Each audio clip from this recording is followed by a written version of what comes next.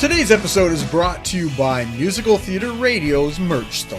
Looking for that perfect gift for someone or just want to treat yourself to some great musical theater themed merch?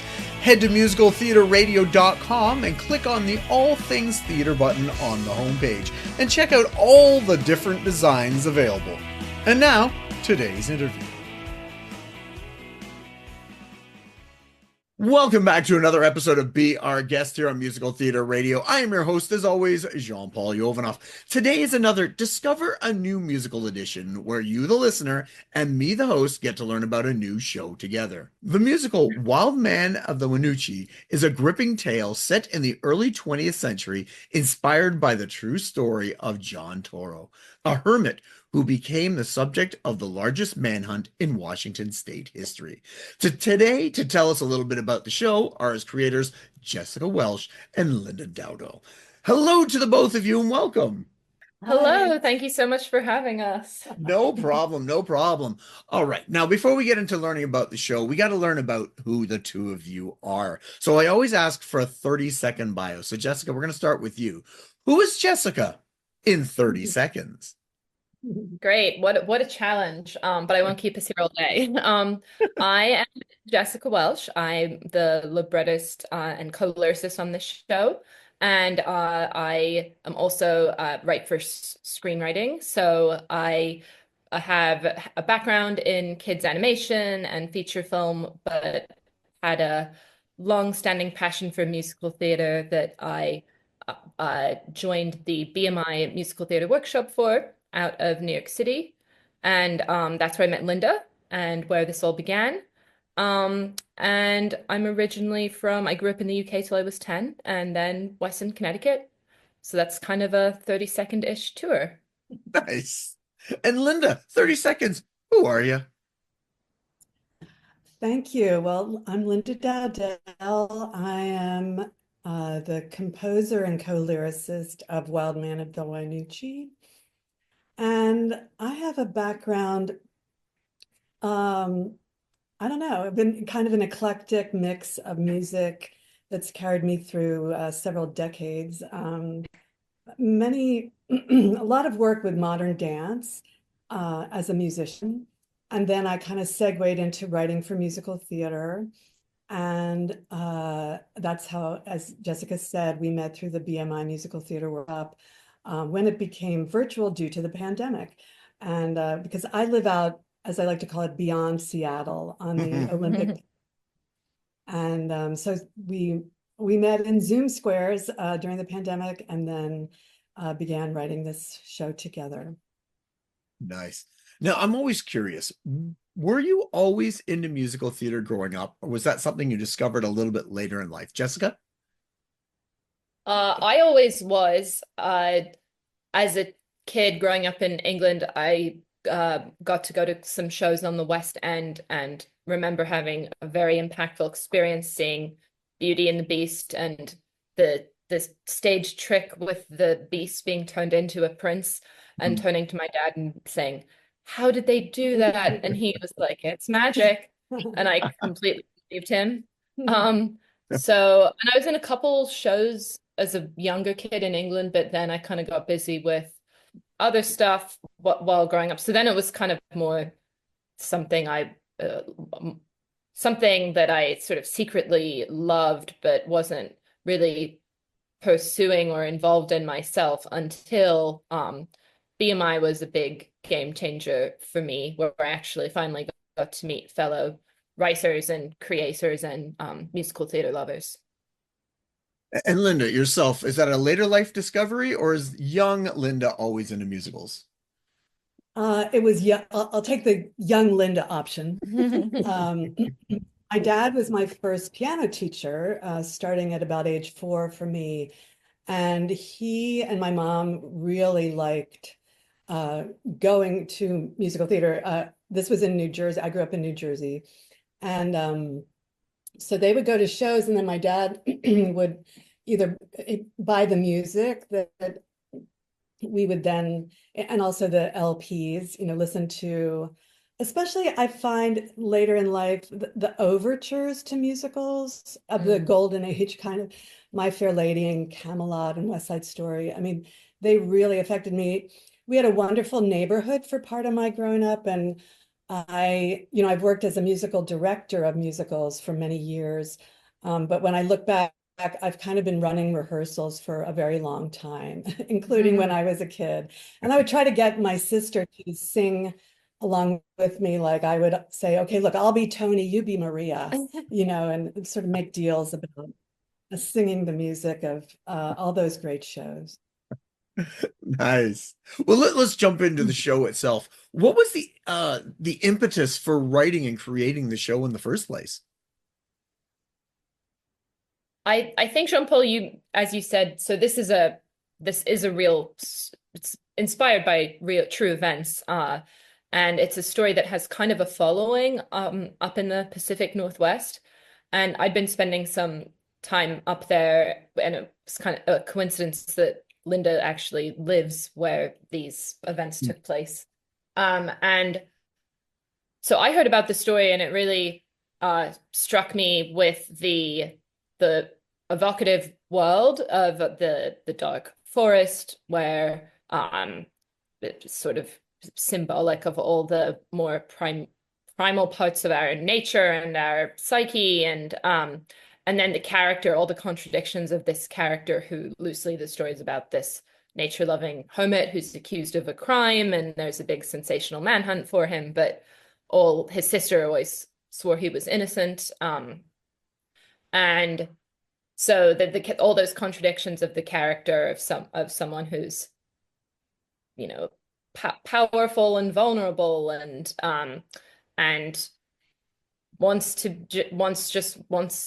be alone in nature, but yet everyone in the whole country and even in Australia is reading about him and following his story and looking for him, um and so all that really spoke to me, and also reminded me of some sort of callbacks to like misunderstood monster type musicals that I have always loved, like Sweeney Todd and Phantom of the Opera and those sorts of things. And Linda, had you heard of this story before? No, Jessica proposed it to me, but then when I mentioned it to, for one thing, my husband, who's a very avid mountain biker, he said, wait, John Tornow, I know about this. And he had recently ridden, it's a very remote area of the Olympic Mountains, where this all took place. But he was familiar with the area, and also some friends of his were very knowledgeable about John Tornow. So it just kind of landed in the right place in a way, which was very surprising. So I'm curious about your writing styles. How does it work with the two of you? Do you work on the lyrics first and then the music then lyrics? Do you work together? How does it work as a team? Yeah, we also had this aspect of it being all remote, which Mm. which actually totally worked. But we were also sort of, was that, I don't know, Linda, was that the first time you worked fully remote and collaborating? Pretty much. I mean, the funny thing, Jessica was based in LA and I was up Hmm. near Seattle, and we met in person when Jessica proposed this to me, but then went our separate ways. And I then, a couple of years flash forward, we were both in Port Townsend where the production and well, readings happened and then production. And one time we were in the same room to like fix a song. And it just was sort of funny because we really didn't know how to behave. Yeah. Which is the How does this exact, work? you hear stories of like Aarons and Flaherty who like daily, Yeah. meet every morning and put on, a pot of tea and, write, wonderful musical after wonderful musical. That has not been our process. I'm trying to remember at the very Hmm. beginning. I wonder if you possibly, Jessica, wrote, a kind of a draft of Act One or something. Yeah, some rough very rough scenes or a draft of act one to, or I tend to outline first, and that will give the shape of the story, but some depends in once you actually get to writing how much you stick with it or not. But I think, yeah, usually we would get some rough scenes down, and sometimes there would be like a little note on the side of like maybe there's a song here, or sometimes Linda would uh find a moment and start being inspired. And then I guess for you musically, do you music or lyrics, you hear them both at the same time, or Right. So we were, working with a Google Doc, and as Mhm. Jessica said, like the margins are where we have our little comments. And what I do with anyone I work with is look if there is some amount of, written word, what are some phrases that might jump out at me that, someone could burst into song? Or at the same time, what's the situation? What's a scene that gets elevated, enough for, a higher delivery, let's put it that way, heightened text-ish. So we started that way, I guess, and just a whole lot of back and forth. Um, each collaboration is so different. And, we both, but particularly Jessica, very good at brainstorming, let's say, so that if I see, I don't know, the lyric for one song is the title, or, what gets repeated is "No roof needed here." And presumably those words were in that order in the original, whatever script draft. And then we kind of like pull that out and then expand that. Both of us, and then like, oh, well, I don't really like that. Is there a way that this one can be better? Or that's not an exact rhyme, or, little kind of little technical things versus giant questions like, is this even a song? Yeah. Yeah, but that's how we began, I believe. I'm Yeah. always curious. Sorry, go on. Oh, no, yeah, a lot of back and forth on Google Docs and sending them voice notes and demos, uh and it was almost like being in a room. Yeah, the pandemic, it was terrible, but we learned skills that Yeah. we probably never would have thought of exploring, like doing this as much as we do. And yeah, and writing online. I know it'd be nice to be sitting in the same room, having a cup of tea, writing together, but you know what? Sometimes it's easier when you're, Northwest US and LA. It's just, Yeah. a little more convenient to do it this way. I'm curious. Was there when you were writing the songs, was there anything that any song that just came so easy to you, just flowed right out? And then on the opposite end, was there one that just drove you insane because you just couldn't figure out how you were going to get it to work or where it was going, or just took you a long time to get right? Good question. Yeah, I mean, we certainly had both of those, or have had both of those experiences. There was one for me, um, well, No Roof Needed here. I feel like the lyrics of that, especially, they're very pictorial almost, I guess I would say. It's really about the woods, and it's like a love letter to the woods, really. And so I live, in it, where I live, it's pretty rural, but there's woods very nearby, and it's just sort of easy to observe all that, and observe all that moisture depending on the time of year. I kind of get involved in those kind of pictures. Another one for me was that was easy, or like sort of very flowing. It's a pretty short song, but it's called "Stay With Me Now." And it's towards the end of the show when John Tornow has been shot. Spoiler alert. And and that lyric was in the text that, Jessica had sketched out for that scene. And it's a duet between, the victim and the shooter. And I wanted it to be very, very simple. And I just loved that phrase. And so what I do then to sort of add music, or if that's what's happening, I really try to stay with the rhythm of how we would say that phrase, so it's not stay, yay, yay, yay, yay, with me now, wow, wow, wow, wow, like spoken, stay with me now, and just keep it repeated and have it echoey, the one actor to the other, but then little changes and that just kind of, by putting limitations on it also, there's not too much harmonic variation. And just the one person is basically expiring during that song. That was kind of an easy one, and we didn't have too much to rewrite. I'm sure there was one or two that were difficult. Yeah, you also wrote Lost Enough Already, which is a song for the sister after she right. loses her son, and it's believed that her brother killed him. That was like one of those ones that you did overnight. That was when we were in a reading, and we're like, maybe we can include this tomorrow on Sunday. Yeah.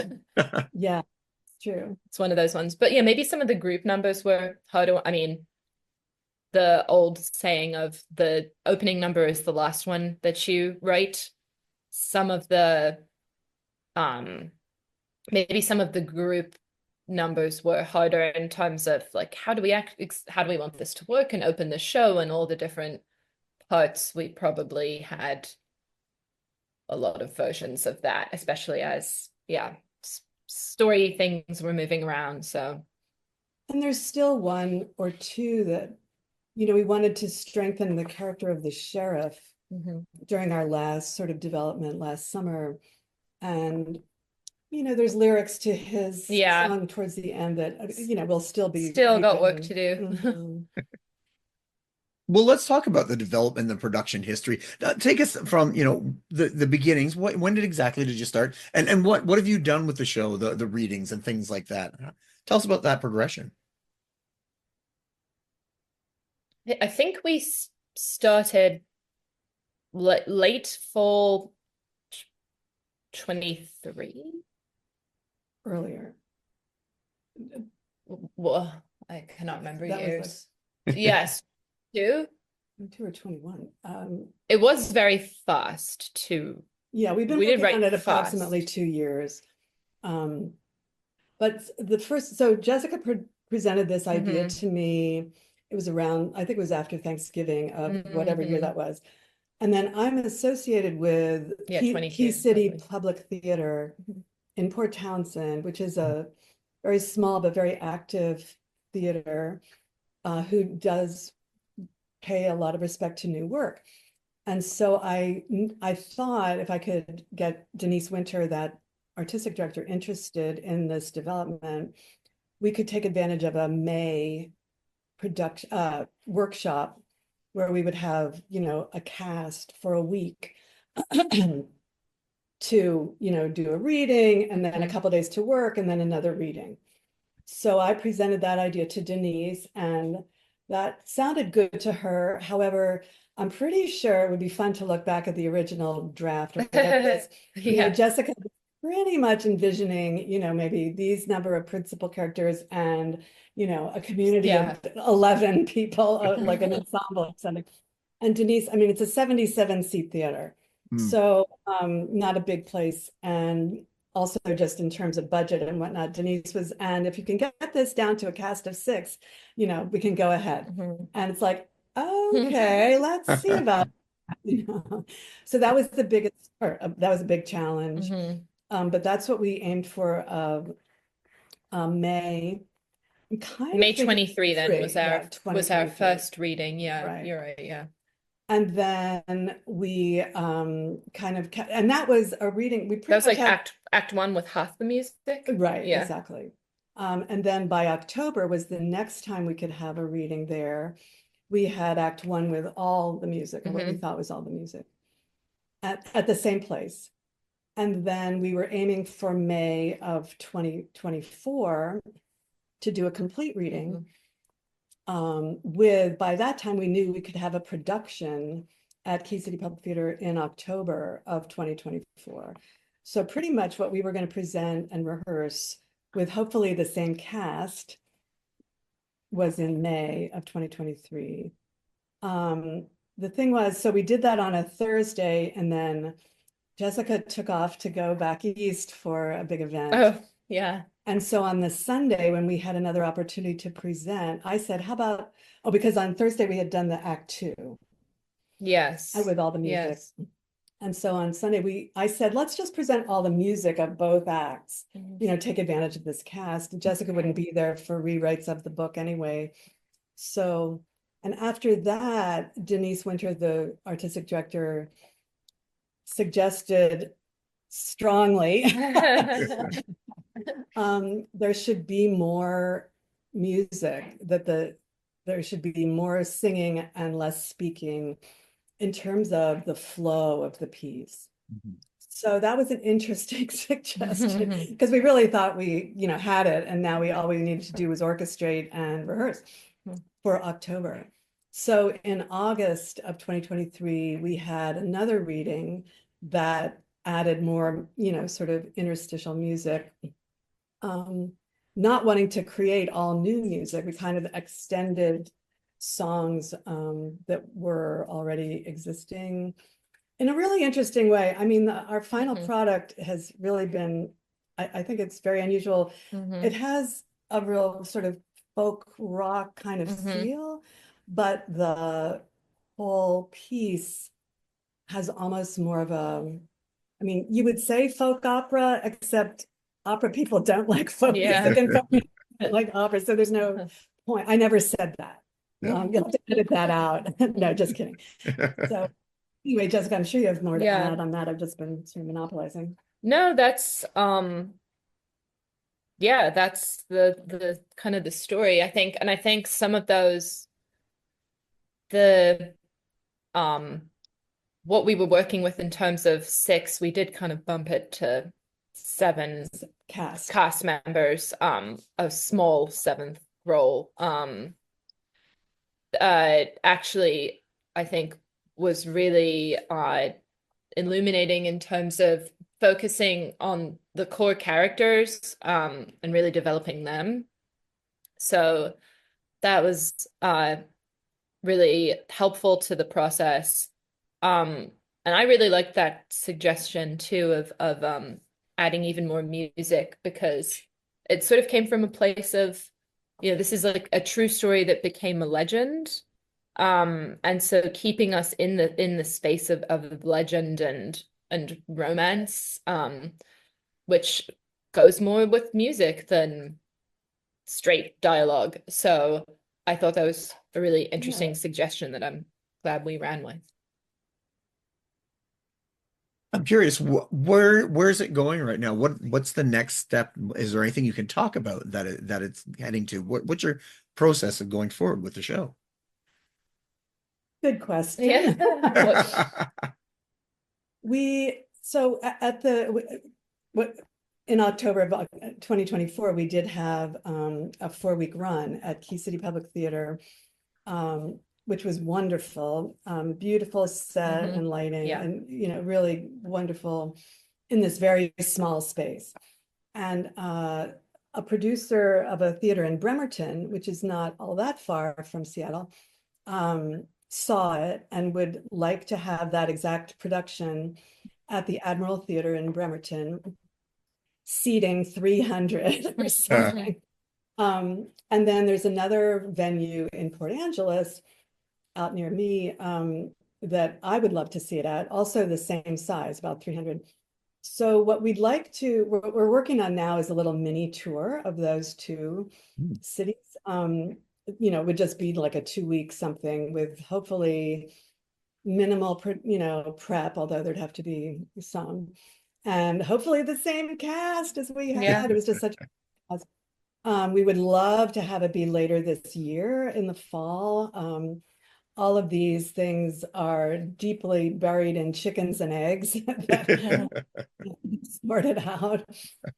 So that's kind of more of a dream. Well, who knows? It's a dream or a reality. We don't know.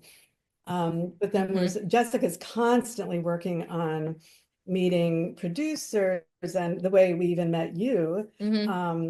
And so there are some other things hopefully in the works. Yeah, and just generally get the word out. So we're very happy to be chatting to you and yes, grateful for this time. Internationally. Yes. Exactly.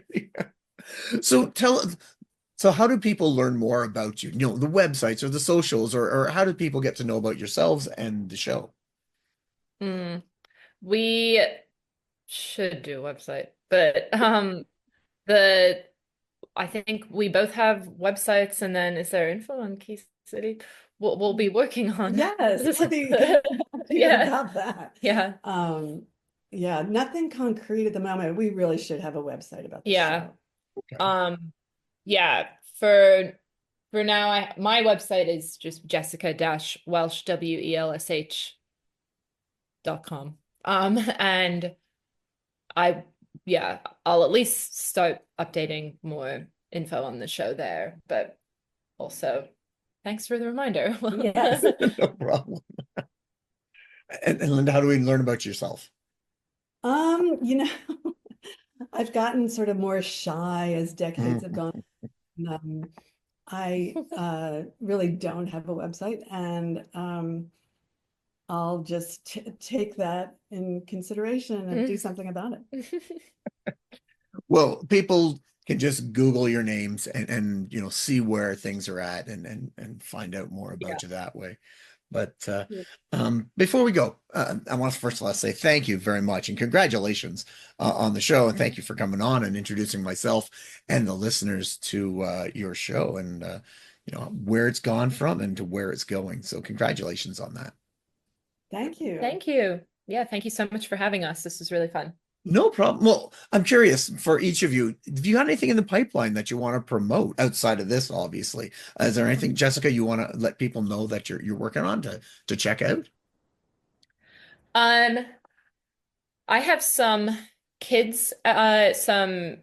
great animated kids shows if anyone is looking for a recommendation there to watch. I just had an episode on of Baby Shark come out, which was a story around a character voiced by Cole Escola, which I just got to see on Mary here in the city, which was a very fun connection. Um, so yeah, that is the most hot off the press thing that I have out in the world beyond theater. And Linda, anything you've got going on, or are you just concentrating on the Wild Man? I'm trying to concentrate on the Wild Man almost exclusively, but the reason I'm here in New York is because of a private, sorry everybody, screening of a new film called Complicit. That's actually a film of a live performance of a one-woman show for which I wrote like a 10-minute crazy cabaret-ish sort of romp between various rhythm styles and mood swings. And anyway, I'm thrilled. I haven't seen the film yet. I'm seeing it on Sunday. But if in the future, if you see a film called Complicit at, festivals or indie somethings, do go see it because I'm sure it'll be wonderful. And that was a cool project to work on too, with a friend who is the singer actress, Evangelia Kingsley. So yeah, that's me. But yeah, I'm trying, I mean, as you can imagine, or maybe know firsthand, writing a musical and then keeping it alive Yep. way different toolboxes. And I'm not even sure I have the box, not to mention the tools inside of it. So we're definitely involved in the future. I've written quite a few and also worked on so much new work as a musical director of completed projects or possibly completed that just never go anywhere, and because it's just very, very, very, very difficult. Lots of hard work and lots of money. and finding both of those things or engaging in both of those things will really be a big job. And but we're enjoying it so far. So that's our goal, sort of ahead. And your participation, Jean-Paul, is really so helpful. Really appreciate it. My pleasure. You're preaching to the choir. I know where you both are at with writing shows. I've talked to lots of people. I myself deal with this problem as well. So if I can support you, I understand where you're coming from. So if I can give a little bit of voice out there to help promote shows, I will. So congratulations, like I said before. I know where you are, and you're going to be fine. So that's awesome. We'll be okay. Thank you. Thank you. You're our favorite person in Toronto. Well, I will take it. Thank you. Also, again, all the best. Congratulations, and I look forward to seeing where the show goes in the future.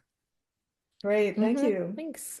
Awesome. So we were just speaking with Jessica and Linda, the creators of the musical Wild Man of the Wynoochee. Watch for that. See where that's going. Pay attention. Support new works because they're so important, because today's new works are tomorrow's classics. So always check those out. And if you can go see one, go support them. Tune in next week as we speak with another guest or guests about their life, love, and passion that is musical theater. I am your host, as always, Jean-Paul Jovanoff. And until next time, I'll see you when I see you.